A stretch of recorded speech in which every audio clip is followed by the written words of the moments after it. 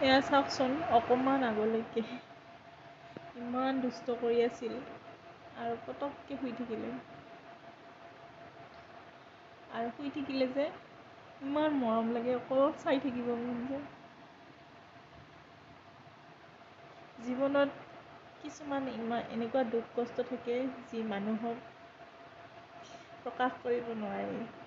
সেই দুখ কষ্ট চব পাহৰি যাওঁ এইজনীক চাই।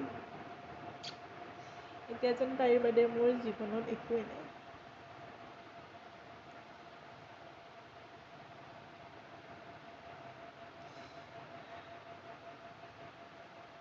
হাঁহি হাঁহিও কান্দিব লগা দিন হৈ যায় মানুহৰ।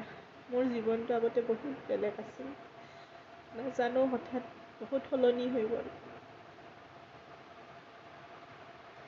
কিন্তু তথাপিও জীয়াই আছোঁ মই মোৰ অকল ছোৱালীজনীৰ কাৰণে।